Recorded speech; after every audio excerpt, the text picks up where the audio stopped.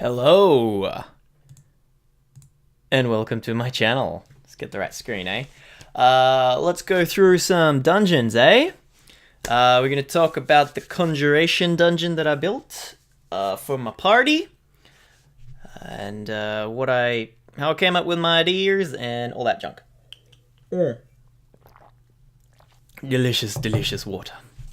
Okay, so let's dive in. Make sure that I've got the right screen, which I don't. Man, my preparation is amazing. Where are we? Window capture. There we go. Okay. Da-ding. All right. Before we jump into the stuff, let's just have a look at overlay of the maze. So, Conjuration. It's pretty straightforward, making things out of nothing. Conjuring animals, conjuring spells, oh man, and teleporting, things like that. The wish spell is a conjuration. You're wishing something to be. So there's a whole bunch of things that you could use. But I didn't really have as much time with building this dungeon, so I just made a big old teleportation map, puzzle maze, and then some combat encounters with conjured creatures. Oh my god, I don't have this prepared either. My goodness. I'm losing the plot here.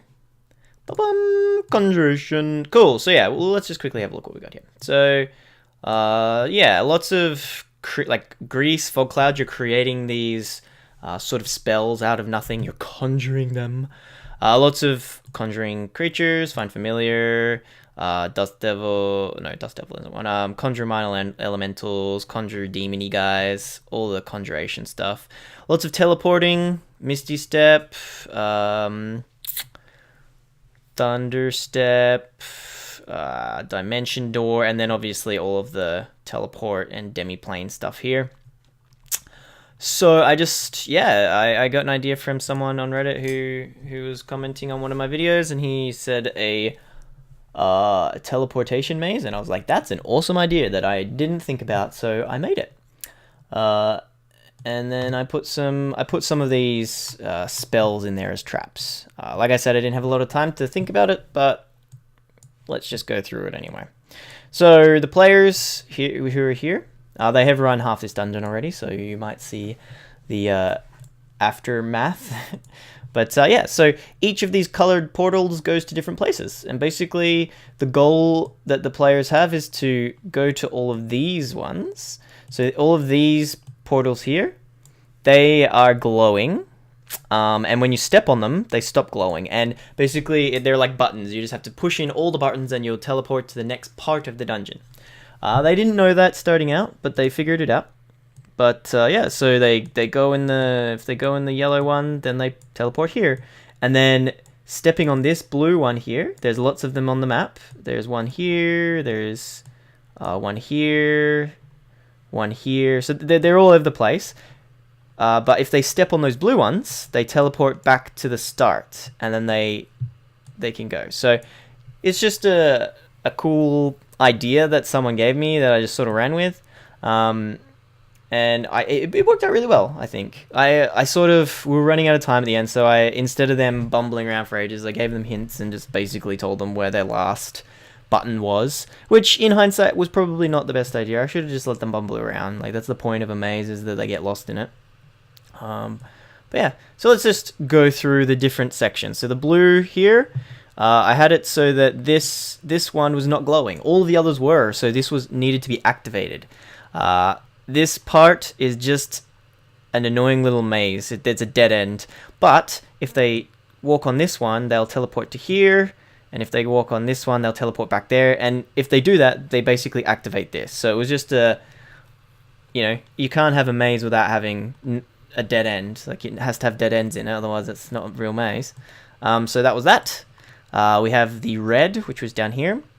We have a long tunnel, and then every 6 seconds, a tidal wave would run down this hallway, and the players would have to either dodge it or force their way through it. They took a bit of damage, but it was quite easy. There's also a prize at the bottom of the water, but no one investigated it, so they didn't find it. And then they, obviously, once they step on this, they teleport back to the first room. which is here. Oh no, sorry, which is where the characters are, which is here. So that was the red one. It was just a simple recurring tidal wave that the players... I gave them initiative, and then they had to try and figure their way up through it. It was pretty straightforward, and they managed to do it quite well. Next, we have the green, where there's a long passage, and on the right and left tunnels here, we have 2 chests, and in front of those chests is blade cloud, daggers, cloud of daggers, and if they walk through it, they just take damage. They could have dispelled it if they want. They could have just ignored the chests, but the barbarian raged, went in, took half damage, took the chests, and then came back up. He took a lot of damage, but they got some resistance potions and a resistance ring, which worked out really nicely. And then up the top, as they walk down this hallway, there is a this obvious teleportation circle thing, but there's also supposed to be a little dude. Oh, obviously we've run the dungeon, so that's why he's not here. Oh, there we go. So there was this guy here. He was standing right in the middle here, waiting for them. And if you haven't seen any of the other dungeons, you might, or if you have, sorry, you might remember the Ilu enchantment dungeon, where the players... So this is one of the dungeons I ran a long time ago. The players got to choose whether these creatures were invited or not to the party, and the ones that they said they weren't have X's on them, and the fire notes were in this one here. So they decided that the fire newts were not invited to the enchantment party, so the fire newts are pissed.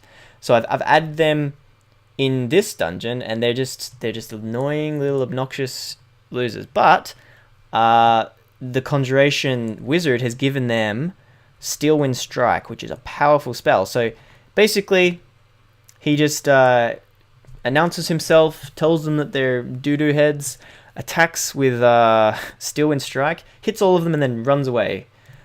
So he did that. The players were not expecting it, and it hurt them a lot, but that was fine. They're at the point where they've got a decent amount of health now, so it wasn't too much of an issue. Next, we had the yellow, which brings us to another sort of junction where it splits off. The purple, which I believe... Where was the purple? This is the purple. This was the purple was probably my favorite part. So, we have this portal in the middle, and we have greased floors. It's difficult terrain, and the characters can be knocked prone.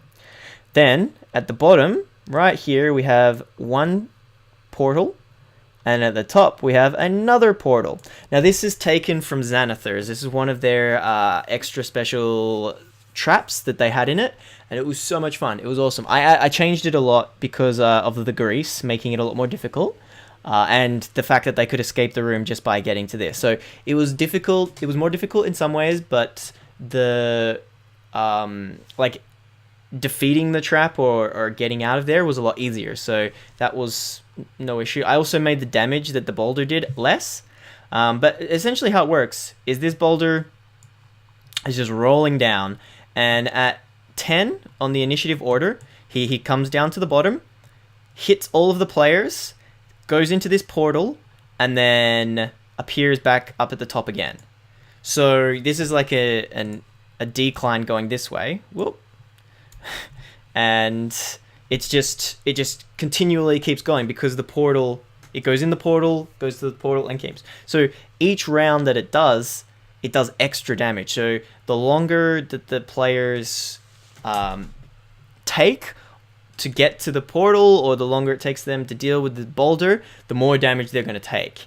And it gets to a point where instead of just every 10 on initiative order 10, it's 10 and 20, so it does more damage, and it comes faster and faster and faster and faster and faster, which is pretty cool. I thought that was a really, really cool puzzle, and Xanathars is really good for lots of things like that. So it worked out really well. The players ended up destroying the boulder with a very, very, very high athletics roll with some bardic inspiration. I set the DC at 30 and they got it, so it was pretty epic. It was really cool. Next, I had the pink, which basically just leads to 2 different portals. the blue portal, or sorry, the ready blue portal down here, there was a disc. I'll just go to the token. So this is Tensor's floating disc, and it was just floating 30 feet from the players, and it had a ring on it. And the rogue was like, "Oh, that's nice. I like rings." And he moved forward, and the disc moved away from him. And then he moved forward, and it moved away from him again. So it was always keeping 30 feet away from all of the players. And basically, I was going to say if they just kept walking towards it, it would have just gone through this wall and like just disappeared with the ring, which obviously isn't really mechanically correct or anything like that, but it's fine. It's a fun little dungeon that we're doing. But the players, they just dispelled it, and it fell on the ground, and they picked up the ring. I was also going to allow like Mage Hand and things like that, all of that cool shenanigans, but I was basically going to see whether they figured it out or not before it got to the end of the hallway, which they did, and they got the ring, which is a Ring of Misty Step, and they can cast that once per day. Then they had the web puzzle, so, well, not puzzle, but web thing. So they teleport to the middle here, and they are surrounded by webs, thick webs that take a lot of effort to traverse. And I had one of the Fire Newt Warrior little duties who hate them. He has the ability to cast fire. So as soon as they arrived, he shot a little fire globule of spit on the ground, and the whole room just became engulfed in flames. And then he teleported away and was like, "Meow meow, you guys suck." And then the players had to decide what they were going to do. So they could be restrained. They have half movement, but they know that they could get to here. But there was also a chest up here, which one of the players went for. But basically, I made it 3 rounds because eventually the webs will burn. So on the first round, it was difficult terrain. There was a DC 15 Dex and Athletics to do anything. Round 2, as the fire is burning away the webs, there's not as many of them, so the DC was only 10 for the Dex and Athletics. And then the third round, it was a 5 and a 5 and a 5, and it would have been normal movement if they had made the save to be restrained against the webs. But that was good. In hindsight, it's sort of similar to, like, all of the traps are them walking down long hallways while bad things are happening to them. Like the stone, the webs, and the tidal wave are all very similar. I'm realizing after we played it, so maybe if I was to run this again, I would change it up a little bit. But it was fun. It really was. Just a little bit repetitive, especially because the players did the grease and then did the fire, and it was very, very similar. But yeah. Once they step on all of the buttons, they are teleported to this room. We haven't done this in game yet. The players, we called the session after they finished the maze, and this is where we're at. So we have 4 elementals: fire, water, wind, earth, and they just got to kill these guys, and then a teleport will appear. But I've also got some hidden things in store for them as well. We have some flaming spheres that are just going to be here, and they're just going to move randomly around the if they get triggered, they're just going to move randomly. I have a water sphere that is also, once triggered, going to move randomly. There's going to be some dust devils, which are these two things here, which are, again, it's just going to be put a random element into them, as opposed to just like, the earth elemental hits you, boom, the earth elemental hits you, the fire elemental hits you, okay, it's your turn, you would like to hit the air element. It's just going to be, it'll be one-dimensional and not really interesting unless I add some other stuff. And then there's also a fog cloud here, each obviously correlating to the different elements. So like fire, water, earth, and then wind is like the gas cloud. So yeah, this is just a combat encounter. I am also thinking about adding the Fire Newt Warriors, because in the session, basically anytime they rested, one of these guys would pop out and attack them. So they could get short rests, but every time they did it, they took damage. So they were spending their hit die and really doing it. And I was doing that because I was trying to finish the session, and I wanted to make sure that they sort of made it. But when we decided to can it where it was, it means that I can do this battle and then the next battle even more elaborately and do it super big. So that's what I'm going to do. So I'm gonna make it so that they can have a long rest here if they want, because I want the final battle to be amazing, which I think it's going to be. So we have a lot of moving parts here. We have a pool of lava with an Afriti, and we got a lot of little minions in the lava. And I was also thinking about maybe doing some fire snake here, but yeah. So there's this lava. There are teleportation things everywhere. And then there's this wizard here who they've come to rescue. So he's locked behind this magical field. There are 4 different things here. They're on pedestals. And it's basically just going to be like an investigation check to see if they can disable this part. And it will open...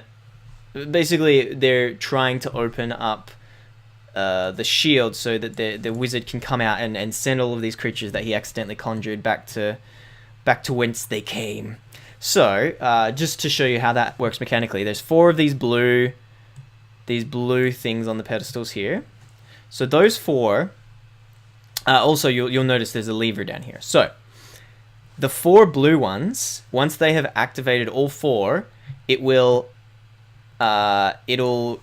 show this lever. This lever will come up out of the stonework. And also, if they investigate these pink ones, they'll notice that they can't do anything to them. They're also surrounded by this magic. So they've got to do the blue ones first.